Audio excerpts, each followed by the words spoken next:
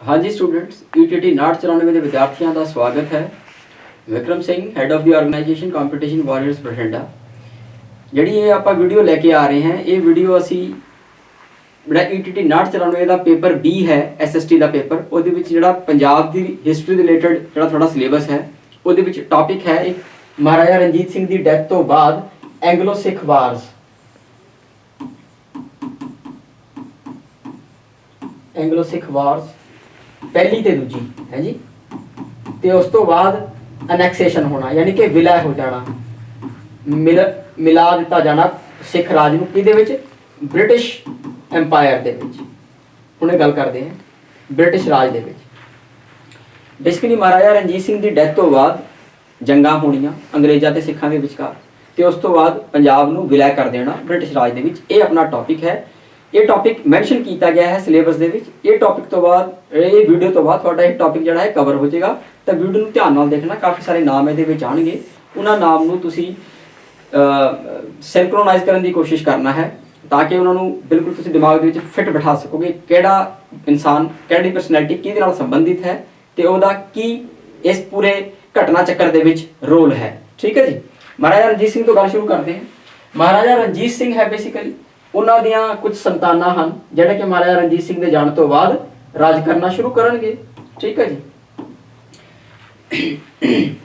महाराजा रणजीत सिंह दी death तो बाद सब तो वड्डा कारण ये सी इस सिख राज दे ढारा ढई होण दा कि उन्हां नूं कोई योग प्रशासक ही नहीं मिलिया।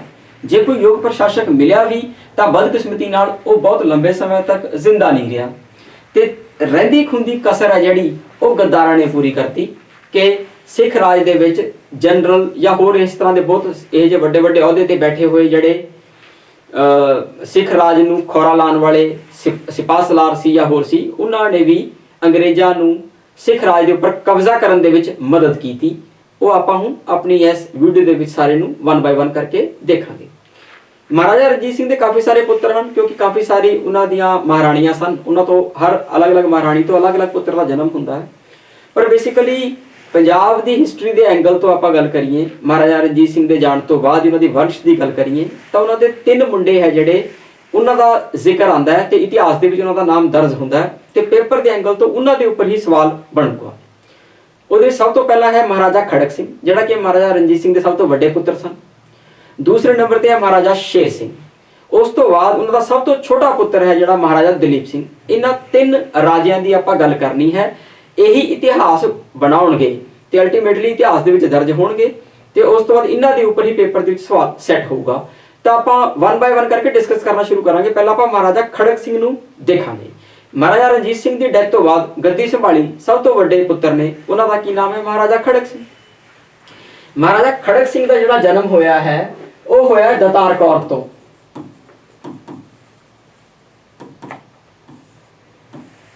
दतार कौर जिहड़ी है यह नकई मिसल तो बिलोंग करती है, राइट। राणी का नाम थोड़ा पता लग गया कि महाराजा रणजीत सिंह की वाइफ है दतार कौर, उन्होंने नकई मिसल तो बिलोंग करते हैं। उन्होंने तो जिहदा जन्म होया वो महाराजा है महाराजा खड़क सिंह। क्लीयर। दूसरा जिहड़ा महाराजा है महाराजा शेर सिंह, यानी कि महाराजा रणजीत सिंह का दूसरे नंबर का पुत्र, इन्हां दा जन्म होंदा है महताब कौर तो, यानी कि महाराजा रणजीत सिंह की जिहड़ी वाइफ है महताब कौर, ये है कन्हैया मिसल दी। ये पेपर के सवाल बननगे। कन्हैया मिसल दी महताब कौर तो जन्म हुंदा है शेर सिंह दा, नकई मिसल दी दतार कौर तो जन्म हुंदा है खड़क सिंह दा। औलख जट फैमिली तो बिलोंग करने वाली है राणी जिंद कौर। राणी जिंद कौर तो जन्म हुंदा है महाराजा दलीप सिंह दा। तो महाराजा खड़क सिंह, महाराजा शेर सिंह ते महाराजा दलीप सिंह, इन्हों आपां अज के टॉपिक में डिस्कस करांगे कि किस तरह घटना चक्कर चलता है। सब तो पहला महाराजा खड़क सिंह की गल करनी शुरू कर दें। महाराजा खड़क सिंह सब तो पहली गल कि एक योग शासक नहीं सी, वो एक ऐ समझ लो कि बई आलसी सुस्त ते अयाश टाइप का राजा सी। ते उन्हें की कीता कि आप राजपाट तो वह दूर हो गया आपकी ऐश प्रस्ती दे करके, तो उन्हें की कीता कि जिहड़ी थोड़ा महाराजा खड़क सिंह है उन्हों की जिहड़ी वाइफ है छंद कौर का एक करीबी है चेत सिंह बाजवा। चेत सिंह बाजवा के हाथ सारा राजपाट संभलाता। ਚੇਤ ਸਿੰਘ ਬਾਜਵਾ ਦੇ ਜਦੋਂ ਹੱਥ ਦੇ ਵਿੱਚ ਸਾਰਾ ਰਾਜਪਾਟ ਚਲਾ ਗਿਆ ਤਾਂ ਮਹਾਰਾਜਾ ਰਣਜੀਤ ਸਿੰਘ ਦੇ ਅੰਡਰ ਕੰਮ ਕਰਨ ਵਾਲਾ ਇੱਕ ਬਹੁਤ ਵੱਡਾ ਜਨਰਲ, ਸਿੱਖ ਮਿਲਟਰੀ ਜਨਰਲ ਜਿਹੜਾ ਸੀਗਾ ਧਿਆਨ ਚੰਦ ਡੋਗਰਾ, ਉਹਨੂੰ ਇਹ ਗੱਲ ਪਸੰਦ ਨਹੀਂ ਆਈ ਕਿ ਸਾਰੀ ਉਮਰ ਉਹਨਾਂ ਨੇ ਮਹਾਰਾਜਾ ਦੀ ਸੇਵਾ ਕੀਤੀ, ਰਾਜਪਾਟ ਨੂੰ ਜ਼ਿੰਦਾ ਰੱਖਿਆ, ਤੇ ਹੁਣ ਕੋਈ ਤੀਸਰਾ ਬੰਦਾ ਆ ਕੇ ਜਿਹੜਾ ਕਿ ਰਾਇਲ ਬਲੱਡ ਨਹੀਂ ਹੈਗਾ, ਸ਼ਾਹੀ ਖੂਨ ਨਹੀਂ ਹੈਗਾ, ਉਹ ਰਾਜਪਾਟ ਦੇ ਉੱਪਰ ਕਬਜ਼ਾ ਕਰ ਰਿਹਾ। ਤਾਂ ਧਿਆਨ ਸਿੰਘ ਜਾਂ ਧਿਆਨ ਚੰਦ, ਕਿਤੇ ਕਿਤੇ ਧਿਆਨ ਚੰਦ ਨਾਮ ਦਿੱਤਾ ਜਾਂਦਾ, ਕਿਤੇ ਕਿਤੇ ਧਿਆਨ ਸਿੰਘ ਦਿੱਤਾ ਜਾਂਦਾ, ਬਟ ਇਹ ਡੋਗਰਾ ਹੈ, ਬੇਸਿਕਲੀ ਪਹਾੜੀ ਹੈ, ਪਹਾੜੀ ਰਾਜਪੂਤ ਇਹ ਜਨਰਲ ਹੈ। ਠੀਕ ਹੈ ਜੀ। ਇਹ ਜਿਹੜਾ ਧਿਆਨ ਸਿੰਘ ਡੋਗਰਾ ਹੈ ਜਿਹੜਾ, ਇਹ ਮਹਾਰਾਜਾ ਖੜਕ ਸਿੰਘ ਦਾ ਜਿਹੜਾ ਬੇਟਾ ਹੈ ਨੌਨਿਹਾਲ ਸਿੰਘ, ਯਾਨੀ ਕਿ ਮਹਾਰਾਜਾ ਖੜਕ ਸਿੰਘ ਤੇ ਛੰਦ ਕੌਰ, ਇਹਨਾਂ ਤੋਂ ਜਨਮ ਹੋਇਆ ਕਿਹਦਾ? ਨੌਨਿਹਾਲ ਸਿੰਘ ਦਾ। ਤਾਂ ਜਿਹੜਾ ਧਿਆਨ ਸਿੰਘ ਹੈ ਇਹ ਬੇਸਿਕਲੀ ਕੀ ਕਰੂਗਾ? ਨੌਨਿਹਾਲ ਸਿੰਘ ਦੀ ਮਦਦ ਦੇ ਨਾਲ ਚੇਤ ਸਿੰਘ ਬਾਜਵਾ ਨੂੰ ਮਰਡਰ ਕਰ ਦੇਣਗੇ ਤੇ ਖੜਕ ਸਿੰਘ ਨੂੰ ਰਾਜਗੱਦੀ ਤੋਂ ਉਤਾਰ ਦੇਣਗੇ ਤੇ ਨੌਨਿਹਾਲ ਸਿੰਘ ਨੂੰ ਗੱਦੀ ਦੇ ਉੱਤੇ ਬਿਠਾ ਦਿੱਤਾ ਜਾਊਗਾ। ਯਾਨੀ ਕਿ ਮਹਾਰਾਜਾ ਰਣਜੀਤ ਸਿੰਘ ਦੇ ਜਾਣ ਤੋਂ ਬਾਅਦ 1 ਸਾਲ ਦੇ ਵਿੱਚ ਹੀ ਕੀ ਹੋਇਆ ਕਿ ਗੱਦੀ ਬਦਲ ਦਿੱਤੀ ਗਈ। ਸਭ ਤੋਂ ਵੱਡੇ ਪੁੱਤਰ ਤੋਂ ਲੈ ਕੇ ਕੀ ਕੀਤਾ ਗਿਆ? ਮਹਾਰਾਜਾ ਰਣਜੀਤ ਸਿੰਘ ਦੇ ਪੋਤਰੇ ਨੂੰ ਦੇ ਦਿੱਤੀ ਗਈ ਤੇ ਮਹਾਰਾਜਾ ਰਣਜੀਤ ਸਿੰਘ ਦੇ ਪੋਤਰੇ ਦਾ ਕੀ ਨਾਮ ਹੈ? ਨੌਨਿਹਾਲ ਸਿੰਘ। ਤੇ ਨੌਨਿਹਾਲ ਸਿੰਘ ਦੇ ਪਿਤਾ ਦਾ ਨਾਮ ਕੀ ਹੈ? ਖੜਕ ਸਿੰਘ। ਤੇ ਮਾਤਾ ਦਾ ਨਾਮ ਕੀ ਹੈ? ਛੰਦ ਕੌਰ। ਕਲੀਅਰ ਹੈ ਜੀ? ਓਕੇ।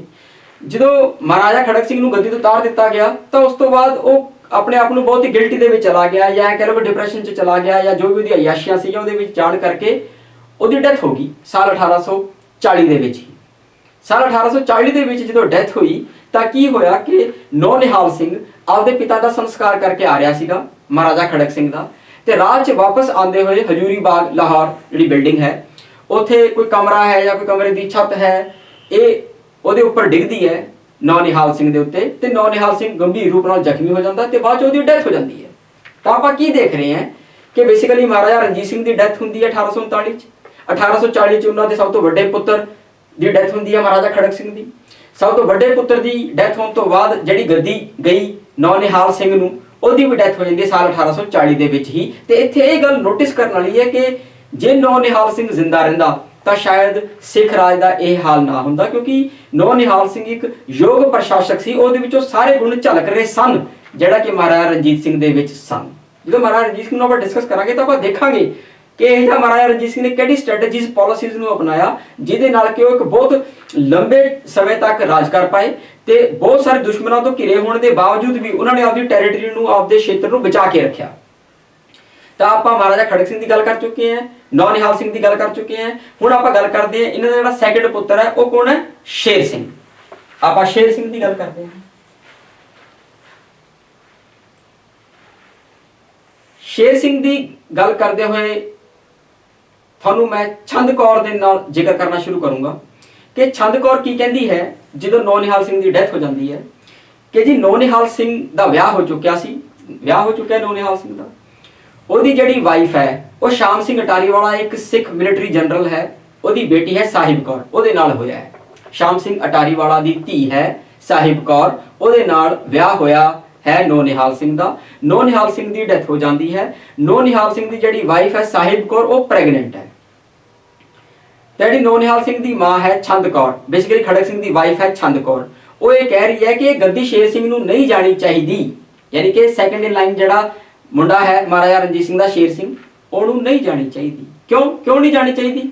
ਉਹ ਇਸ ਲਈ ਨਹੀਂ ਜਾਣੀ ਚਾਹੀਦੀ ਕਿਉਂਕਿ ਸਾਹਿਬ ਕੌਰ ਪ੍ਰੈਗਨੈਂਟ ਹੈ ਤੇ ਉਹਨਾਂ ਦਾ ਜਿਹੜਾ ਵਾਰਿਸ ਹੈ ਉਹ ਉਸ ਵਾਰਿਸ ਦੇ ਆਧਾਰ ਦੇ ਉੱਤੇ ਰਾਜਗੱਦੀ ਨੂੰ ਉੱਪਰ ਕਲੇਮ ਕਰਨਗੇ ਤੇ ਅਸੀਂ ਕਹਿੰਦੇ ਕਿ ਰਾਜਗੱਦੀ ਨੂੰ ਅਸੀਂ ਕਲੇਮ ਕਰਾਂਗੇ ਇਸ ਆਧਾਰ ਦੇ ਉੱਤੇ ਕਿ ਸਾਡਾ ਵਾਰਿਸ ਜਿਹੜਾ ਹੈ ਉਹ ਸਾਹ ਲੈ ਰਿਹਾ ਹੈ, ਪੇਟ ਦੇ ਵਿੱਚ ਪਲ ਰਿਹਾ ਹੈ। ਇਸ ਕਰਕੇ ਇੱਥੋਂ ਰੌਲਾ ਸ਼ੁਰੂ ਹੋ ਜਾਊਗਾ ਛੰਦ ਕੌਰ ਦਾ ਤੇ ਸ਼ੇਰ ਸਿੰਘ ਦਾ। ਪਰ ਜਿਹੜਾ ਧਿਆਨ ਸਿੰਘ ਹੈ ਜਿਹੜਾ ਕਿ ਬਹੁਤ ਵੱਡਾ ਜਨਰਲ ਹੈ, ਉਹ ਇੱਥੇ ਵਿੱਚ ਆਪਦਾ ਰੋਲ ਦਊਗਾ। ਉਹ ਕੀ ਰੋਲ ਦਊਗਾ ਉਹ ਆਪਾਂ ਹੁਣੇ ਦੇਖਦੇ ਹਾਂ। ਉਹ ਕੀ ਕਰੂਗਾ? ਬੇਸਿਕਲੀ ਉਹ ਇਹ ਕਰੂਗਾ, ਉਹ ਰਾਣੀ ਛੰਦ ਕੌਰ ਨੂੰ ਵੀ ਮਨਾਊਗਾ ਤੇ ਸ਼ੇਰ ਸਿੰਘ ਨੂੰ ਵੀ ਮਨਾਊਗਾ। ਉਹ ਕੀ ਕਹੂਗਾ ਰਾਣੀ ਛੰਦ ਕੌਰ ਨੂੰ? ਰਾਣੀ ਛੰਦ ਕੌਰ ਨੂੰ ਇਹ ਕਹੂਗਾ ਕਿ ਆਪਾਂ ਐ ਕਰਦੇ ਹਾਂ, ਤੁਹਾਨੂੰ ਆਪਾਂ ਰਾਜ ਪ੍ਰਤੀਨਿਧੀ ਬਣਾ ਦਿੰਦੇ ਹਾਂ, ਕਿਉਂਕਿ ਬੱਚਾ ਤਾਂ ਹਜੇ ਪੈਦਾ ਨਹੀਂ ਹੋਇਆ, ਵਾਰਿਸ ਤਾਂ ਹਜੇ ਦੁਨੀਆ 'ਚ ਆਇਆ ਨਹੀਂ, ਵਾਰਿਸ ਦਾ ਪਤਾ ਲੱਗ ਗਿਆ ਕਿ ਵਾਰਿਸ ਹੈ, ਪਰ ਉਹ ਦੁਨੀਆ 'ਚ ਨਹੀਂ ਆਇਆ। ਫਿਰ ਤੋਂ ਆਊਗਾ, ਫਿਰ ਵੱਡਾ ਹੋਊਗਾ, ਫਿਰ ਬਾਲਗ ਹੋਊਗਾ, ਬਹੁਤ ਸਮਾਂ ਇਹ ਲੰਮਾ ਆਪਾਂ ਕੱਟਣਾ ਹੈ ਹਜੇ। ਤਾਂ ਧਿਆਨ ਸਿੰਘ ਕਹੇਗਾ ਕਿ ਵੀ ਛੰਦ ਕੌਰ ਨੂੰ ਆਪਾਂ ਰਾਜ ਪ੍ਰਤੀਨਿਧੀ ਬਣਾ ਦਿੰਦੇ ਹਾਂ, ਛੰਦ ਕੌਰ ਰਾਜੀ ਹੋ ਜੂਗੀ। ਜਿਹੜਾ ਸ਼ੇਰ ਸਿੰਘ ਹੈ ਉਹਨੂੰ ਕਹਿੰਦੇ ਕਿ ਵੀ ਆਪਾਂ ਜਿਹੜੀ ਕਾਉਂਸਿਲ ਆਫ ਰੀਜੈਂਸੀ ਬਣਾਣੀ ਹੈ, ਜਿਹੜੀ ਇਹ ਰਾਜ ਪ੍ਰਤੀਨਿਧੀ ਦੀ ਜਿਹੜੀ ਇੱਕ ਬਾਡੀ ਬਣੂਗੀ, ਇਸ ਬਾਡੀ ਦਾ ਪ੍ਰਮੁੱਖ ਸ਼ੇਰ ਸਿੰਘ ਨੂੰ ਬਣਾ ਦਿੰਦੇ ਹਾਂ, ਕਿਉਂਕਿ ਦਰਬਾਰ ਦੇ ਵਿੱਚ ਕੁਝ ਬੰਦੇ ਬੈਠਣਗੇ, ਉਹਨਾਂ ਬੰਦਿਆਂ ਦਾ ਇੱਕ ਮੁਖੀ ਹੋਊਗਾ, ਉਹ ਮੁਖੀ ਰਾਜ ਪ੍ਰਤੀਨਿਧੀ ਕਹਿਲਾਊਗਾ। ਜਿਹੜੀ ਇਹ ਬਾਡੀ ਹੈ ਕੁਝ ਬੰਦਿਆਂ ਦੀ, ਜਿਹੜੀ ਇਹ ਰਾਜਪਾਟ ਨੂੰ ਚਲਾਉਣ 'ਚ ਆਪਦਾ ਪੂਰਾ ਯੋਗਦਾਨ ਦਊਗੀ, ਇਹਦਾ ਹੈੱਡ ਸ਼ੇਰ ਸਿੰਘ ਨੂੰ ਬਣਾ ਦਿੱਤਾ ਜਾਊਗਾ। ਤੇ ਆਪ ਜਿਹੜਾ ਹੈ ਉਹ ਪ੍ਰਾਈਮ ਮਿਨਿਸਟਰ ਬਣ ਜਾਊਗਾ, ਯਾਨੀ ਕਿ ਪ੍ਰਧਾਨ ਮੰਤਰੀ ਬਣ ਜਾਊਗਾ। ਕੌਣ? ਧਿਆਨ ਸਿੰਘ। ਤੇ ਤੁਹਾਨੂੰ ਪਤਾ ਲੱਗਿਆ ਕਿ ਸੈਟਲਮੈਂਟ ਕਿਸ ਤਰ੍ਹਾਂ ਹੋਈ। ਧਿਆਨ ਸਿੰਘ ਨੇ ਕਿਵੇਂ ਸ਼ੇਰ ਸਿੰਘ ਨੂੰ ਵੀ ਮਨਾ ਲਿਆ ਤੇ ਕਿਵੇਂ ਉਹਨੇ ਛੰਦ ਕੌਰ ਨੂੰ ਵੀ ਮਨਾ ਲਿਆ। ਕਲੀਅਰ ਹੈ ਜੀ, ਇੱਥੋਂ ਤੱਕ ਕਲੀਅਰ ਹੈ।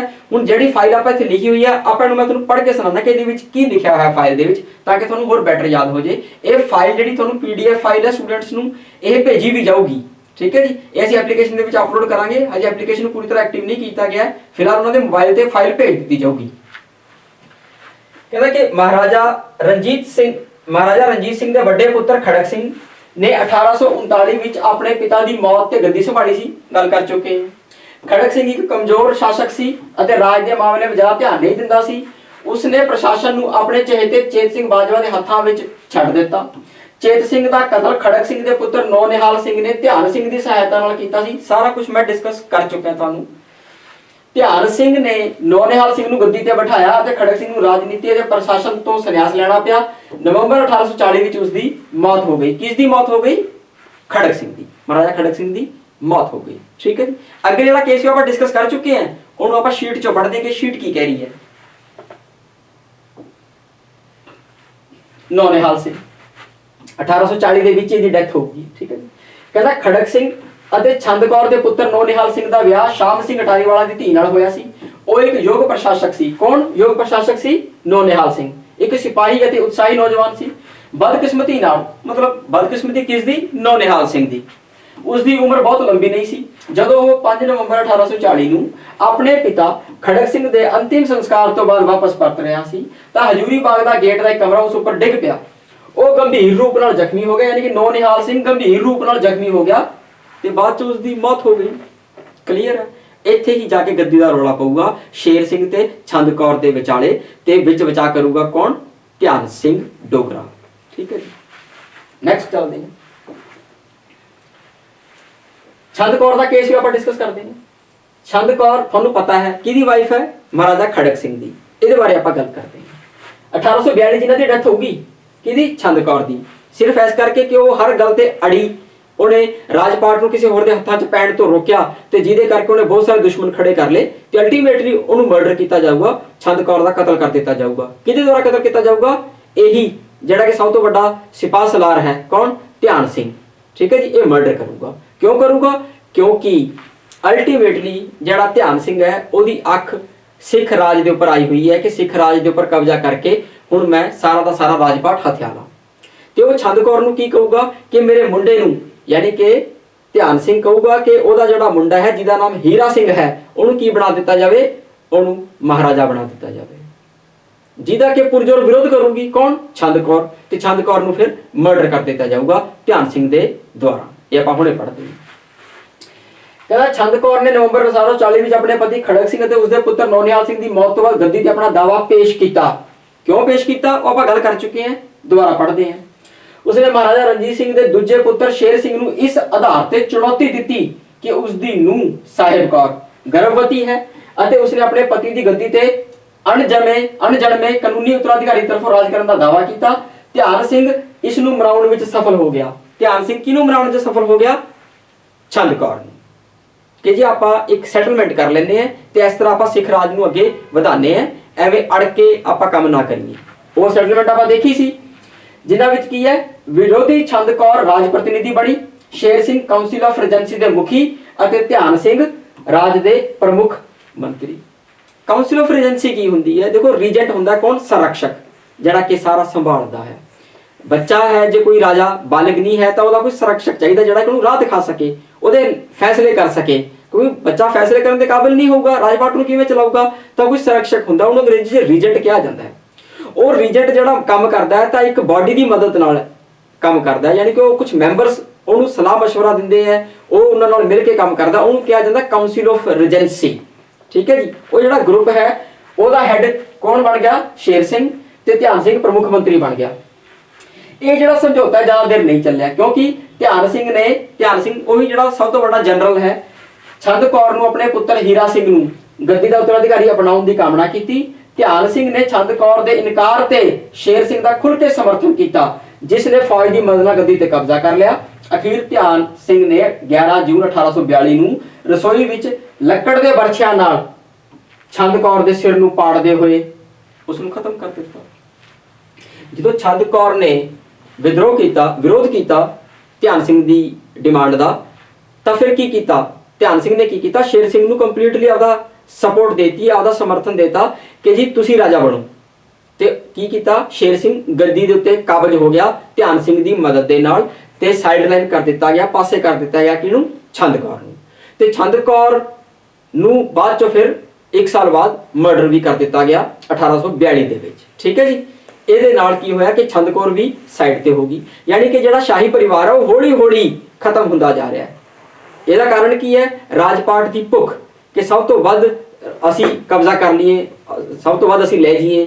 ਇਸ ਚੱਕਰ ਦੇ ਵਿੱਚ ਇਹ ਜਿਹੜਾ ਸਿੱਖ ਰਾਜ ਹੈ ਉਹ ਹੁਣ ਹੌਲੀ ਹੌਲੀ ਖਤਮ ਹੁੰਦਾ ਜਾ ਰਿਹਾ ਹੈ, ਤੇ ਆਪਾਂ ਦੇਖਾਂਗੇ ਕਿ 5-7-8 ਸਾਲਾਂ ਬਾਅਦ ਇਹ ਪੂਰੀ ਤਰ੍ਹਾਂ ਖਤਮ ਹੋ ਜਾਊਗਾ। ਓਕੇ, ਆਪਾਂ ਛੰਦ ਕੌਰ ਦਾ ਕੇਸ ਡਿਸਕਸ ਕਰ ਚੁੱਕੇ ਹਾਂ, ਉਹਦੇ ਸਾਰੇ ਪੁਆਇੰਟਸ ਆਪਾਂ ਦੇਖ ਚੁੱਕੇ ਹਾਂ ਕਿ ਕਿਵੇਂ ਕਿਆ ਡਿਵੈਲਪਮੈਂਟਸ ਹੋਈਆਂ। ਛੰਦ ਕੌਰ ਦੀ ਡੈਥ ਹੋ ਚੁੱਕੀ ਹੈ, ਹੁਣ ਬਾਰੀ ਹੈ ਸ਼ੇਰ ਸਿੰਘ ਦੀ। ਹੁਣ ਸ਼ੇਰ ਸਿੰਘ ਦੀ ਡੈਥ ਹੋਊਗੀ, ਉਹ ਆਪਾਂ ਦੇਖਦੇ ਹਾਂ ਕਿਵੇਂ ਹੋਊਗੀ। ਓਕੇ, ਸ਼ੇਰ ਸਿੰਘ ਦਾ ਆਪਾਂ ਜ਼ਿਕਰ ਕਰਦੇ ਹਾਂ। ਇਹਨਾਂ ਦੀ ਡੈਥ ਹੋਊਗੀ 1843 ਦੇ ਵਿੱਚ। ਓਕੇ, 1840 ਦੇ ਵਿੱਚ ਖੜਕ ਸਿੰਘ ਦੀ ਡੈਥ, ਤੇ ਫਿਰ ਕਿਹਦੀ ਡੈਥ? ਨੌਨਿਹਾਲ ਸਿੰਘ ਦੀ ਡੈਥ। 1842 ਚ ਕਿਹਦੀ ਡੈਥ? ਛੰਦ ਕੌਰ ਦੀ ਡੈਥ। ਤੇ 1843 ਦੇ ਵਿੱਚ ਮਹਾਰਾਜਾ ਰਣਜੀਤ ਸਿੰਘ ਦੇ ਦੂਸਰੇ ਪੁੱਤਰ ਸ਼ੇਰ ਸਿੰਘ ਦੀ ਡੈਥ 1843 ਦੇ ਵਿੱਚ। ਇਹ ਆਪਾਂ ਦੇਖਦੇ ਹਾਂ। ਹੁਣ ਜਿਹੜਾ ਧਿਆਨ ਸਿੰਘ ਹੈ, ਡੈਫੀਨੇਟਲੀ ਉਹਦਾ ਜਿਹੜੀ ਅੱਖ ਹੈ ਉਹ ਰਾਜਪਾਟ ਤੇ ਆਈ ਹੋਈ ਹੈ ਕਿ ਸਿੱਖ ਰਾਜ ਨੂੰ ਮੈਂ ਹੜਪਣਾ ਹੈ, ਜਾਂ ਮੇਰਾ ਜਿਹੜਾ ਵਾਰਿਸ ਹੈ ਉਹਦਾ ਜਿਹੜਾ ਬੇਟਾ ਹੈ ਹੀਰਾ ਸਿੰਘ ਉਹ ਰਾਜ ਕਰੇ। ਤੇ ਸ਼ੇਰ ਸਿੰਘ ਜਿਹੜਾ ਹੈ ਜੀ, ਇਹ ਕਿ ਜਿਹੜਾ ਇੱਕ ਸ਼ਾਹੀ ਬਲੱਡ ਹੈ, ਉਹ ਡੈਫੀਨੇਟਲੀ ਇਸ ਗੱਲ ਨੂੰ ਨਹੀਂ ਮੰਨੂਗਾ। ਤੇ ਥੋੜੇ ਦਿਨਾਂ ਬਾਅਦ ਸ਼ੇਰ ਸਿੰਘ ਗੱਦੀ ਤੇ ਜਦੋਂ ਬੈਠਾ, ਉਸ ਤੋਂ ਥੋੜੇ ਦਿਨਾਂ ਬਾਅਦ ਹੀ ਸ਼ੇਰ ਸਿੰਘ ਧਿਆਨ ਸਿੰਘ ਦੀ ਤਾਨਾਸ਼ਾਹੀ ਤੋਂ ਤੰਗ ਆ ਗਿਆ। ਤਾਨਾਸ਼ਾਹੀ ਤੋਂ ਜਦੋਂ ਤੰਗ ਆਇਆ ਸ਼ੇਰ ਸਿੰਘ, ਤਾਂ ਇੱਥੇ ਇੱਕ ਬਹੁਤ ਇੰਪੋਰਟੈਂਟ ਡਿਵੈਲਪਮੈਂਟ ਹੋਊਗੀ। ਉਹ ਇੰਪੋਰਟੈਂਟ ਡਿਵੈਲਪਮੈਂਟ ਕੀ ਹੈ ਕਿ ਇੱਥੇ ਅੰਗਰੇਜ਼ ਐਂਟਰੀ ਮਾਰਨਗੇ। ਅੰਗਰੇਜ਼ ਸ਼ੇਰ ਸਿੰਘ ਕੋਲੇ ਆਣਗੇ ਤੇ ਸ਼ੇਰ ਸਿੰਘ ਨੂੰ ਮਿਲ ਕੇ ਕਹਿਣਗੇ ਕਿ ਦੇਖ, ਦੁਸ਼ਮਣ ਦਾ ਦੁਸ਼ਮਣ ਦੋਸਤ ਹੁੰਦਾ ਹੈ। ਸ਼ੇਰ ਸਿੰਘ ਕਹਿੰਦਾ ਕਿ ਉਹ ਕਿਵੇਂ? ਕਹਿੰਦਾ ਕਿ ਜਿਹੜਾ ਧਿਆਨ ਸਿੰਘ ਹੈ ਉਹ ਕੀ ਹੈ? ਤੇਰਾ ਦੁਸ਼ਮਣ ਹੈ, ਕਿਉਂਕਿ ਉਹ ਤੈਨੂੰ ਰਾਜ ਨਹੀਂ ਕਰਨ ਦੇ ਰਿਹਾ ਤੇ ਰਾਜ ਦੇ ਉੱਪਰ ਕਬਜ਼ਾ ਕਰਨਾ ਚਾਹ ਰਿਹਾ ਹੈ। ਧਿਆਨ ਸਿੰਘ ਦੇ 2 ਦੁਸ਼ਮਣ ਤੜੀ ਪਾਰ ਕਰ ਰੱਖੇ ਹੈ ਧਿਆਨ ਸਿੰਘ ਨੇ, ਯਾਨੀ ਕਿ ਧਿਆਨ ਸਿੰਘ ਦੇ ਕਰਕੇ ਉਹ ਭੱਜੇ ਹੋਏ ਹੈ, ਸਿੱਖ ਰਾਜ ਤੋਂ ਬਾਹਰ ਗਏ ਹੋਏ ਹੈ। ਉਹ ਸੰਧਾਵਾਲੀਆ ਜੱਟ ਜਿਹੜੇ 2 ਹੈਗੇ ਹੈ ਵੱਡੇ, ਤੁਸੀਂ ਕਹਿ ਲਓ ਕਿ ਉਹ ਵੀ ਇੱਕ ਤਰ੍ਹਾਂ ਦੇ ਇਸ ਤਰ੍ਹਾਂ ਦੇ ਮਿਲਟਰੀ ਜਨਰਲ ਦੇ ਵਾਂਗੂ ਹੈ, ਜਿਨ੍ਹਾਂ ਨੂੰ ਕਿ ਭਜਾਇਆ ਹੋਇਆ ਹੈ ਸਿੱਖ ਰਾਜ ਚੋਂ। ਕਿਹਨੇ? ਧਿਆਨ ਸਿੰਘ ਨੇ। ਉਹ ਕਹਿੰਦਾ ਕਿ ਤੂੰ ਇਹਨਾਂ ਨੂੰ ਬੁਲਾ ਲੈ ਵਾਪਸ, ਤੇ ਧਿਆਨ ਸਿੰਘ ਦੇ ਐਂਟੀ ਹੋ ਜਾਣਗੇ। ਦੁਸ਼ਮਣ ਦਾ ਦੁਸ਼ਮਣ ਤੇਰਾ ਦੋਸਤ ਬਣ ਜੂ, ਯਾਨੀ ਕਿ ਤੇਰਾ ਦੁਸ਼ਮਣ ਕੌਣ? ਸ਼ੇਰ ਸਿੰਘ ਨੂੰ ਕਿਹਾ ਗਿਆ ਤੇਰਾ ਦੁਸ਼ਮਣ ਕੌਣ? ਧਿਆਨ ਸਿੰਘ। ਧਿਆਨ ਸਿੰਘ ਦਾ ਦੁਸ਼ਮਣ ਕੌਣ?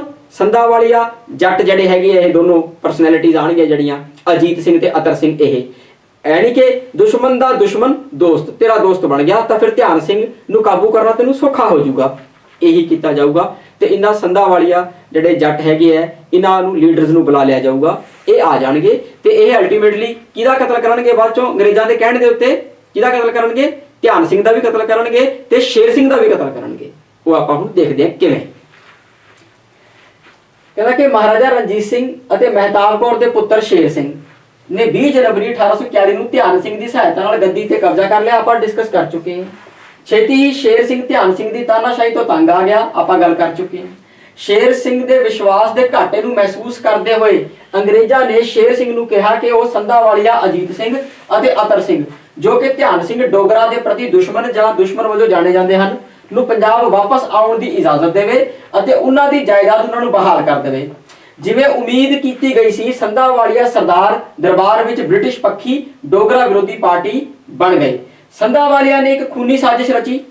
15 ਸਤੰਬਰ 1843 ਨੂੰ ਅਜੀਤ ਸਿੰਘ ਨੇ ਮਹਾਰਾਜਾ ਨੂੰ, ਯਾਨੀ ਕਿ ਕਿਹੜਾ, ਮਹਾਰਾਜਾ ਸ਼ੇਰ ਸਿੰਘ ਨੂੰ, ਆਪਣੀ ਫੌਜਾਂ ਦੀ ਸਮੀਖਿਆ ਕਰਦੇ ਸਮੇਂ ਇੱਕ ਡਬਲ ਬੈਰਲ ਰਾਈਫਲ ਦਾ ਟ੍ਰਿਗਰ ਦਬਾਇਆ ਤੇ ਉਸ ਨੂੰ ਮਾਰ ਦਿੱਤਾ। ਯਾਨੀ ਕਿ ਮਹਾਰਾਜਾ ਸ਼ੇਰ ਸਿੰਘ ਨੂੰ ਖਤਮ ਕਰਤਾ। ਸੰਧਾਵਾਲੀਆ ਜਿਹੜੇ ਇਹ ਜੱਟ ਹੈਗੇ ਆ ਦੋਨੋਂ।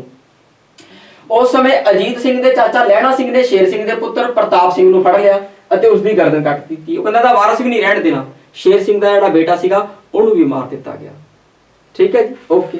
ਉਹਨਾਂ ਨੇ ਧਿਆਨ ਸਿੰਘ ਡੋਗਰਾ ਨੂੰ ਵੀ ਮਾਰ ਦਿੱਤਾ, ਜਿਹੜਾ ਕਿ ਮੇਨ ਲੀਡਰ ਸੀਗਾ, ਮੇਨ ਜਨਰਲ ਸੀਗਾ, ਮਿਲਟਰੀ ਜਨਰਲ ਜਿਹੜਾ ਸੀਗਾ, ਉਹਨੂੰ ਵੀ ਮਾਰ ਦਿੱਤਾ ਗਿਆ ਇਹਨਾਂ ਸੰਧਾਵਾਲੀਆ ਜੱਟ ਬੰਦਿਆਂ ਦੇ ਦੁਆਰਾ। Right, okay.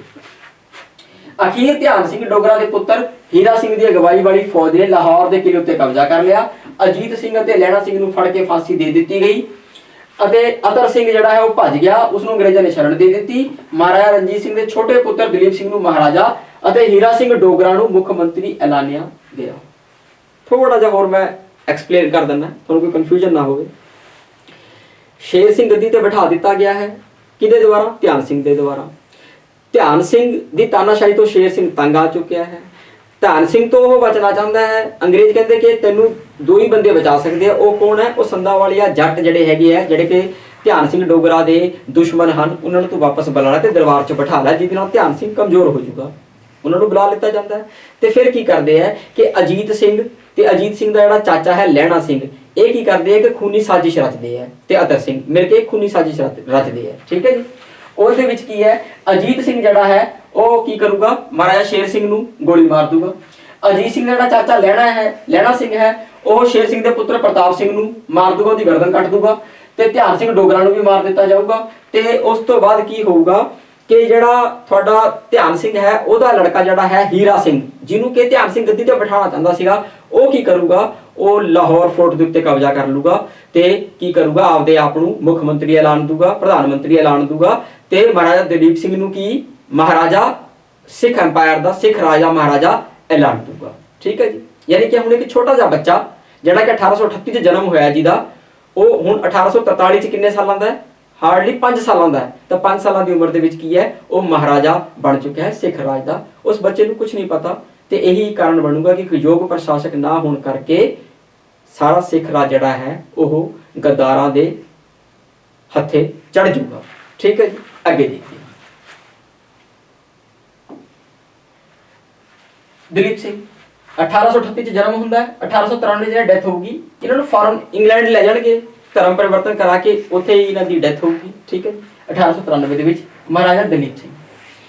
ਕਹਿੰਦਾ ਕਿ ਦਲੀਪ ਸਿੰਘ ਜੋ ਪੰਜਾਬ ਦੇ ਆਖਰੀ ਮਹਾਰਾਜਾ ਸਨ, ਮਹਾਰਾਜਾ ਰਣਜੀਤ ਸਿੰਘ ਦੇ ਸਭ ਤੋਂ ਛੋਟੇ ਪੁੱਤਰ ਸਨ। ਮਹਾਰਾਜਾ ਸ਼ੇਰ ਸਿੰਘ ਦੇ ਕਤਲ ਤੋਂ ਬਾਅਦ ਉਸ ਨੂੰ ਪੰਜਾਬ ਦਾ ਮਹਾਰਾਜਾ ਤੇ ਹੀਰਾ ਸਿੰਘ ਡੋਗਰਾ ਨੂੰ ਉਸਦਾ ਮੁੱਖ ਮੰਤਰੀ ਐਲਾਨਿਆ ਗਿਆ। ਜਦੋਂ ਉਹ ਮਹਾਰਾਜਾ ਬਣਿਆ ਤਾਂ ਉਹ ਸਿਰਫ 5 ਸਾਲ ਦਾ ਸੀ। ਉਸ ਦੀ ਮਾਂ ਮਹਾਰਾਣੀ ਜਿੰਦ ਕੌਰ ਉਸ ਦੀ ਰੀਜੈਂਟ ਬਣੀ, ਸੰਰਕਸ਼ਕ ਬਣੀ। ਰੀਜੈਂਟ ਦਾ ਮਤਲਬ ਇਹ ਹੁੰਦਾ ਕਿ ਸੰਰਕਸ਼ਕ, ਉਹਦਾ ਜਿਹੜਾ ਕਿ ਸਾਰਾ ਉਹਦੇ ਬਿਹਾਵ ਦੇ ਉੱਤੇ ਫੈਸਲੇ ਲਊਗਾ, ਰਾਜਪਾਟ ਕਰੂਗਾ। Right, okay.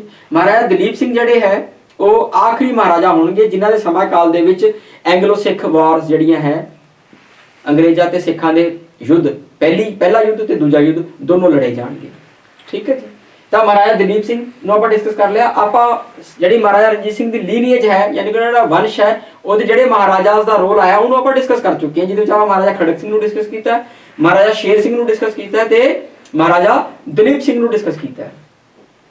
ਹੁਣ ਆਪਾਂ ਡਿਸਕਸ ਕਰਾਂਗੇ ਐਂਗਲੋ ਸਿੱਖ ਵਾਰਸ ਨੂੰ, ਕਿ ਜਦੋਂ ਇਹ ਐਂਗਲੋ ਸਿੱਖ ਵਾਰ ਸ਼ੁਰੂ ਹੋਣਗੀਆਂ ਸਾਲ 1845 ਤੋਂ 46 ਚ ਐਂਗਲੋ ਸਿੱਖ ਵਾਰ ਪਹਿਲੀ ਤੇ 48 ਤੇ 1848 ਤੇ 49 ਦੇ ਵਿੱਚ ਐਂਗਲੋ ਸਿੱਖ ਵਾਰ ਦੂਜੀ। ਇਹਨਾਂ ਨੂੰ ਆਪਾਂ ਡਿਸਕਸ ਕਰਨਾ ਹੈ। ਠੀਕ ਹੈ ਜੀ। ਇਹ ਬੇਸਿਕਲੀ ਕੀ ਹੈ ਕਿ ਦੋ ਵਾਰ ਹੈਗੀਆਂ ਮੇਨ। ਇਹਨਾਂ ਦੇ ਵਿੱਚ ਕੁਝ ਲੜਾਈਆਂ ਲੜੀਆਂ ਜਾਣਗੀਆਂ। ਪਹਿਲੀ ਐਂਗਲੋ ਸਿੱਖ ਵਾਰ ਦੇ ਵਿੱਚ 5 ਲੜਾਈਆਂ ਦਾ ਇੱਕ ਕ੍ਰਮ ਹੈ, ਉਹ ਆਪਾਂ ਡਿਸਕਸ ਕਰਨਾ ਹੈ। ਸੈਕੰਡ ਐਂਗਲੋ ਸਿੱਖ ਵਾਰ, ਦੂਜੀ ਐਂਗਲੋ ਸਿੱਖ ਵਾਰ ਦੇ ਵਿੱਚ 4 ਲੜਾਈਆਂ ਦਾ ਇੱਕ ਕ੍ਰਮ ਹੈ, ਉਹਨੂੰ ਆਪਾਂ ਡਿਸਕਸ ਕਰਨਾ ਹੈ। ਇਹਨਾਂ ਲੜਾਈਆਂ ਦੇ ਵਿੱਚ ਸਵਾਲ ਕਿਵੇਂ ਪੈਦਾ ਹੁੰਦਾ ਹੈ ਕਿ ਜੀ ਪਹਿਲਾਂ ਕਿਹੜੀ ਲੜਾਈ ਹੋਈ, ਬਾਅਦ ਚੋਂ ਕਿਹੜੀ ਹੋਈ, ਕਿਹਦੇ ਵਿੱਚ ਕੌਣ ਅੰਗਰੇਜ਼ ਹਾਰੇ, ਕਿਹਦੇ ਵਿੱਚ ਸਿੱਖ ਹਾਰੇ, ਕਿਹੜਾ ਸਿੱਖ ਲੀਡਰ ਨੇ ਕਿਹੜੀ ਲੜਾਈ ਦੇ ਵਿੱਚ ਅਗਵਾਈ ਕੀਤੀ, ਕਿਹੜੇ ਅੰਗਰੇਜ਼ ਲੀਡਰ ਨੇ ਕਿਹੜੀ ਉਹਦੇ ਵਿੱਚ ਅਗਵਾਈ ਕੀਤੀ। ਜਿਹੜੀ ਡਿਸਾਈਸਿਵ ਬੈਟਲ ਕਿ ਕਿਹੜੀ ਇੱਕ ਮਤਲਬ ਫੈਸਲਾ ਕੁਨ ਲੜਾਈ ਸੀਗੀ ਜਿਹਦੇ ਨਾਲ ਕਿ ਸਿੱਖਾਂ ਨੂੰ ਬਹੁਤ ਨੁਕਸਾਨ ਹੋਇਆ ਜਾਂ ਫਿਰ ਅੰਗਰੇਜ਼ਾਂ ਨੂੰ ਬਹੁਤ ਨੁਕਸਾਨ ਹੋਇਆ ਜਾਂ ਸਿੱਖ ਰਾਜ ਨੂੰ ਨੁਕਸਾਨ ਹੋਇਆ, ਇਹ ਸਾਰੀ ਗੱਲਾਂ ਪੁੱਛੀਆਂ ਜਾਂਦੀਆਂ। फिर इन्हां दी लोकेशन के उपर सवाल बनता है कि जी किहड़ी लड़ाई कित्थे हुई। ओके, इहदे उपर आपां डिस्कस करांगे। तो तुहानूं तुसीं लड़ाइयां नूं पहलां तां क्रम वाइज याद करना है, उन्हां दा देखना है कि किहड़ी लड़ाई कित्थे हुई, ये याद करना है। किहड़ा सिख लीडर किहड़ी लड़ाई च लड़िया, ये याद करना है। किहड़ी लड़ाई किहने जीती, सिखां ने जीती कि अंग्रेज़ां ने जीती, ये आपां याद करना है। ठीक है जी, ओके। फर्स्ट एंग्लो सिख वार इहनूं डिस्कस करन लगे, पहली एंग्लो सिख वार नूं डिस्कस करन लगे हैं। एक समा है 1845 तो लैके 46 तक दा। ओके, 5 लड़ाइयां हैं, 1 2 3 4 5। Battle of Mudki, battle of Ferozeshah, battle of Baddowal, battle of Aliwal, battle of Sobraon. ये 5 लड़ाइयां आपां देखिए। सब तो battle of first Anglo Sikh war कितों शुरू हुई, बैटल ऑफ मुदकी तो, खत्म कित्थे हुई, बैटल ऑफ सबराओ तो। इलाके किहड़े किहड़े है, फिरोजपुर, लुधियाना, तरनतारन। इत्थे तुसीं एक गल नोटिस कीती कि सारे ਉਹ इलाके ਹਨ जिथों की लंघदा है, सतलुज दरिया लंघदा है। तो बेसिकली की है कि महाराजा रणजीत सिंह की जिहड़ी टैरेटरी सी वो सतलुज तो उधरले पार, यानी कि सतलुज का जिहड़ा जे फॉर एग्जांपल ਤੁਹਾਡਾ आ सतलुज दरिया ऐ एंटर करके ऐ निकल गया, इधरों ये पंजाब नूं क्रॉस कर गया, राइट। जिहड़ा आह किनारा है आ वाला, इस किनारे तक ब्रिटिशर्स सीगे, इस किनारे के उत्ते सिख पावर बैठी सी। ठीक है, ਤਾਂ ਕਰਕੇ ਲੜਾਈ ਦੇ ਵਿੱਚ ਕੀ ਹੋਊਗਾ, ਕਦੇ ਤਾਂ ਬ੍ਰਿਟਿਸ਼ਰਸ ਉਧਰ ਟੱਪਣਗੇ, ਕਦੇ ਸਿੱਖ ਇੱਧਰ ਟੱਪਣਗੇ। ਅਲਟੀਮੇਟਲੀ ਕੀ ਹੋਊਗਾ ਕਿ ਜਿਹੜਾ ਸਤਲੁਜ ਏਰੀਆ ਹੈ ਸਾਰਾ ਦਾ ਸਾਰਾ ਦੋਨੋਂ ਕੰਡੇ ਬ੍ਰਿਟਿਸ਼ਰਸ ਆਪਦੇ ਕਬਜ਼ੇ 'ਚ ਲੈ ਜਾਣਗੇ ਪਹਿਲੀ ਐਂਗਲੋ ਸਿੱਖ ਵਾਰ ਤੋਂ ਬਾਅਦ। ਯਾਨੀ ਕਿ ਜਿਹੜਾ ਇੱਕ ਨੈਚੁਰਲ ਬਾਉਂਡਰੀ ਬਣੀ ਹੋਈ ਸੀ ਬ੍ਰਿਟਿਸ਼ਰਸ ਤੇ ਸਿੱਖਾਂ ਦੇ ਵਿਚਾਲੇ, ਉਹ ਬਾਉਂਡਰੀ ਹੁਣ ਖਤਮ ਹੋ ਜੂਗੀ ਫਸਟ ਐਂਗਲੋ ਸਿੱਖ ਵਾਰ ਤੋਂ ਬਾਅਦ। ਤੇ ਕੀ ਹੋਊਗਾ ਕਿ ਸਤਲੁਜ ਦਾ ਸਾਰਾ ਇਲਾਕਾ ਜਿਹੜਾ ਹੈ, ਸਤਲੁਜ ਬਿਆਸ ਵਾਲਾ ਸਾਰਾ ਇਲਾਕਾ ਅੰਗਰੇਜ਼ ਆਪਦੇ ਕੋਲ ਲੈ ਜਾਣਗੇ। ਤੇ ਜਿਹੜਾ ਕਿ ਸਾਰਾ ਦਾ ਸਾਰਾ ਏਰੀਆ ਹੈ ਪਾਕਿਸਤਾਨ ਅਫਗਾਨਿਸਤਾਨ ਤੱਕ ਫੈਲਿਆ ਹੋਇਆ ਮਹਾਰਾਜਾ ਰਣਜੀਤ ਸਿੰਘ ਦਾ ਰਾਜ ਹੈ, ਉਹਦੇ ਉੱਪਰ ਕਬਜ਼ਾ ਕਰਨ ਦੇ ਲਈ ਸੈਕੰਡ ਐਂਗਲੋ ਸਿੱਖ ਵਾਰ ਲੜੀ ਜਾਊਗੀ। ਇਸ ਵੀਡੀਓ ਨੂੰ ਦੁਬਾਰਾ ਰਿਪੀਟ ਕਰਕੇ ਸੁਣ ਲਿਓ कि सतलुज तो पूरब वाल नूं कौन है, ब्रिटिशर्स, ते सतलुज तो पश्चिम वाल नूं कौन है, थोड़े सिख। ते ब्रिटिशर्स दी ये कोशिश है कि सतलुज के आसे पासे वाला सारा एरिया असीं आपदे काबू च ले लईए ताकि असीं महाराजा रणजीत सिंह दे अंदर इंटीरियर डीप डेप्थ तक जाके उन्हां नूं नुकसान पहुंचा सकीए जदों साडीआं लड़ाइयां होण। तां जिहड़ी ये वाटर दी जिहड़ी नैचुरल बाउंड्री है, ये नैचुरल बाउंड्री ना रवे, राइट। इहदे उपर काम होऊगा। Battle of Mudki Ferozepur, battle of Ferozeshah Ferozepur, battle of Baddowal Ludhiana, battle of Aliwal Tarn Taran, battle of Sobraon Tarn Taran. ये 5 कड़ी दी जिहड़ी लड़ाइयां दी कड़ी है वो तुसीं याद रखनी है लाइन वाइज। दिसंबर मोटा मोटा सर्दियों का टाइम है, 18 दिसंबर है ना 45, 10 फरवरी 1846, मतलब कि दिसंबर से शुरू हो गए, फरवरी दे विच ये लड़ाइयां खत्म हो जाणगियां ते फैसला हो जाऊगा। फैसला की होगा, संधि होगी बेसिकली, राइट। अंग्रेज ते सिखां दे विच संधि होगी ते सिखां नूं होर कमजोर कर दिता जाऊगा ए संधि नूं करके। आ बेसिकली कौन हन, गद्दार हन। लाल सिंह आ तेज सिंह, ये गद्दार हन। ते ब्रिटिशर जित रहे हैं। देखो सारियां 5 लड़ाइयां दे विचों 4 लड़ाइयां ब्रिटिशर्स ने जीती हैं, इक्को लड़ाई सिखां ने जीती है। वो लड़ाई किहड़ी है तुहाडी, जिहड़ी वो लड़ाई सिखां ने जीती है वो है बैटल ऑफ बद्दोवाल, जिहड़ी कि लुधियाने वाली बेल्ट च बैटल ऑफ बद्दोवाल। रणजोत सिंह मजीठिया जिहड़ा है बैटल ऑफ बद्दोवाल दे विच सिखां नूं जित दिवाऊगा। बाकी सारी बैटल्स दे विच की है कि सिख हारे हन। बैटल ऑफ मुदकी च लाल सिंह लीड कर रहा है, गद्दार है। बैटल ऑफ फिरोजे शहर से लीड कर रहा है लाल सिंह ते तेज सिंह, ये गद्दार है। Battle of Baddowal Ranjodh Singh Majithia lead करूगा, जीतूगा। पर बैटल ऑफ अलीवाल फिर रणजोत सिंह लीड करूगा पर हारूगा, क्योंकि रीइंफोर्समेंट मिलूगी, डबल तगड़े होकर अंग्रेज आएंगे। तो बाकी जिहड़े गद्दार बैठे हैं वो तो है ही है जिहड़े कि सिख फौजां नूं हराउण दे लई काम कर रहे हैं। उस तो बाद बैटल ऑफ सबराओ है, तरनतारन वाला इलाका है सबराओ। इत्थे लाल सिंह तेज सिंह आ गया। एक इंपॉर्टेंट शाम सिंह अटारी वाला, ये शाम सिंह अटारी वाला वही सिख जनरल है जिहदी आपां गल करके आए हैं। शाम सिंह अटारी वाला इक्को ही लड़ाई लड़ूगा ते वो लड़ाई हार जाणगे सिख, राइट, गद्दारी करके। लाल सिंह ते तेज सिंह वर्गे जिहड़े हैगे है। इधरले पासे ह्यूगो ये 2 बैटल्स नूं लीड करूगा। हैनरी स्मिथ नूं लेके आया जाऊगा बैटल ऑफ बद्दोवाल च, क्योंकि 2 लड़ाई इकट्ठियां लड़ चुका है। तीसरी लड़ाई च बद्दोवाल दे विच हैनरी स्मिथ नूं ले आए हैं। फिर हैनरी स्मिथ एक्टिव चल रहा है। ओके, लास्ट बैटल च ह्यूगो फेर आ गया ते हैनरी हार्डिंग आ गया। तो सिख जनरल ज्यादा इंपॉर्टेंट हैं कि केड़ी वार दे विच केड़े सिख जनरल ने लीड किया है ते केड़े सिख जनरल दे लीड करन ते केड़ी बैटल नू हारिया गया है या जितया गया है, ये तुसी ध्यान रखना है। मोटा मोटा पीरियड ध्यान रखना है। 18 दिसंबर 1845 तो शुरू होके ते 10 फरवरी 1846 तक ये बैटल्स चलन गया। Battle of Mudki, battle of Ferozeshah, battle of Baddowal, battle of Aliwal, battle of Sobraon. तो जी 5 बैटल्स दी विच जी कड़ी है, last battle battle of Sobraon है रेफरेंस लई, ते पहली बैटल है बैटल ऑफ मुदकी। मुदकी किथे है? लुधियाने दे विच, राइट। ओके, फिरोजपुर दे विच, सॉरी। ये सी एंग्लो सिख वार 1। हुण आपां देखांगे एंग्लो सिख वार नूं कंपाइल किवें कीता गया, संधि किवें होणगीਆਂ, ठीक है। ये देखते हैं। कहता कि सबराऊ की लड़ाई विच जित तो बाद British governor general lord, important, British governor general कौन है? Lord Hardinge. इन्हें 9 मार्च 18, क्योंकि फरवरी दे विच देखो लड़ाई खत्म हुई है ते मार्च दे विच संधि हो रही है। 9 मार्च 1846 ਨੂੰ पंजाब के महाराजा दलीप सिंह नाल लाहौर की संधि की। लाहौर की संधि तुहानूं पुछूगा कि लाहौर की ट्रीटी या लाहौर की संधि किहड़ी एंग्लो सिख वार तो बाद हुई? तो फर्स्ट एंग्लो सिख वार तो बाद हुई। उस तो बाद भी जे बैटल पूछनी किहड़ी बैटल तो बाद होगी तो वह बैटल ऑफ सबराम। उस तो बाद लाहौर की संधि होगी। लाहौर की संधि करने वाला इंग्लिश अफसर कौन है? Lord Hardinge. उधरले पासे कौन है? महाराजा दलीप सिंह, जिहड़ा कि नाबालिग है, राइट। ओके, 16 दिसंबर 1846 ਨੂੰ एक होर संधि होगी भैरोवाल की संधि। यह भी पाकिस्तान पंजाब वाली बेल्ट के विच एक इलाका है भैरोवाल, उथों भैरोवाल की संधि होगी। इस संधि दे विच की कीता जाऊगा? 8 द्वारा समझाऊंगा एक बार। 8 सरदारां दी एक रीजेंसी काउंसिल बनाई गई सी अते ब्रिटिश फौज उदों तक रहेगी ਜਦੋਂ तक दलीप सिंह बालक नहीं हो जाते 16 साल की उम्र विच। सर हैनरी लॉरेंस ਨੂੰ रेजिडेंट नियुक्त किया गया। एक संधि हुई मेजर संधि, उन्होंने कहते हैं ट्रीटी ऑफ लाहौर या फिर लाहौर की संधि। ਉਹਦੀ ਆਪਾਂ ਸ਼ਰਤਾਂ ਦੇਖਾਂਗੇ ਹੁਣੇ ਕੀ ਹੈ। ਉਸ ਤੋਂ ਬਾਅਦ ਇੱਕ ਹੋਰ ਸੰਧि ਹੋਈ ट्रीटी ऑफ लाहौर ਦੇ ਅੰਡਰ, ਇੱਕ ਹੋਰ ਸੰਧि ਹੋਈ, ਉਹਨੂੰ ਸਹਾਇਕ ਸੰਧि ਕਿਹਾ ਗਿਆ ਹੈ। ਉਹ ਕੀ ਹੈ? ਤੁਹਾਡੀ ਭੈਰੋਵਾਲ ਦੀ ਸੰਧि। ਇਹ 1846 ਨੂੰ ਹੋਊਗੀ ਦਸੰਬਰ ਦੇ ਵਿੱਚ। ਇਹ ਹੋਈ ਹੈ ਮਾਰਚ ਚ ਜਿਹੜੀ ट्रीटी ऑफ लाहौर है। ਭੈਰੋਵਾਲ ਦੀ ਸੰਧि ਜਿਹੜੀ ट्रीटी ऑफ ਭੈਰੋਵਾਲ है, ਭੈਰੋਵਾਲ ਦੀ ਸੰਧि ਹੋਊਗੀ 16 ਦਸੰਬਰ ਨੂੰ। ਇਸ ਸੰਧि ਦੇ ਤਹਿਤ ਇਹ ਕੀਤਾ ਗਿਆ, ਭੈਰੋਵਾਲ ਦੀ ਸੰਧि ਦੇ ਤਹਿਤ ਇਹ ਕੀਤਾ ਗਿਆ ਕਿ 8 ਸਰਦਾਰਾਂ ਦੀ ਇੱਕ ਜਿਹੜੀ ਬਾਡੀ ਹੈ ਉਹ ਬੈਠੂਗੀ ਸਿੱਖ ਰਾਜ ਦੇ ਜਿਹੜਾ ਦਰਬਾਰ ਹੈ, ਸਿੱਖ ਰਾਜ ਦਰਬਾਰ ਦੇ ਵਿੱਚ, ਤੇ ਬ੍ਰਿਟਿਸ਼ ਫੌਜ ਉਦੋਂ ਤੱਕ ਰਹੂਗੀ ਜਦੋਂ ਤੱਕ ਦਲੀਪ ਸਿੰਘ ਜਿਹੜਾ ਹੈ ਉਹ 16 ਸਾਲ ਦੀ ਉਮਰ ਦਾ ਨਹੀਂ ਹੋ ਜਾਂਦਾ। ਯਾਨੀ ਕਿ ਬੇਸਿਕਲੀ ਬ੍ਰਿਟਿਸ਼ਰਸ ਕੀ ਚਾਹ ਰਹੇ ਹੈ ਕਿ ਅਸੀਂ ਆਪਦੀ ਫੌਜਾਂ ਨੂੰ ਬਿਠਾ ਕੇ ਰੱਖਾਂਗੇ ਸਿੱਖ ਰਾਜ ਦੇ ਵਿੱਚ ਸਾਰੇ ਕਿਤੇ, ਤਾਂ ਕਿ ਸਿੱਖ ਰਾਜ ਜਿਹੜਾ ਹੈ ਉਹ ਤਕੜਾ ਨਾ ਹੋ ਸਕੇ ਜਾਂ ਸਿੱਖ ਰਾਜ ਕੁਝ ਵੀ ਇਹੋ ਜਿਹਾ ਨਾ ਕਰ ਸਕੇ ਜਿਹਦੇ ਨਾਲ ਕਿ ਬ੍ਰਿਟਿਸ਼ਰਸ ਕਮਜ਼ੋਰ ਹੋਣ ਜਾਂ ਬ੍ਰਿਟਿਸ਼ਰਸ ਨੂੰ ਇਹ ਸਾਰਾ ਏਰੀਆ ਕਾਬੂ ਕਰਨ ਦੇ ਵਿੱਚ प्रॉब्लम आवे, राइट। तो पहली संधि नाल उन्होंने काफी हद तक सिखां नूं कमजोर करता। तो जिहड़ा रेजिडेंट है, रेजिडेंट बिठाया गया है। रेजिडेंट होया जिहड़ा कि दरबार दे विच रहूगा, सारी निगाह रखूगा कि दरबार दे विच कामकाज किवें हो रहा है। ਉਹਦਾ नाम है सर हैनरी लॉरेंस।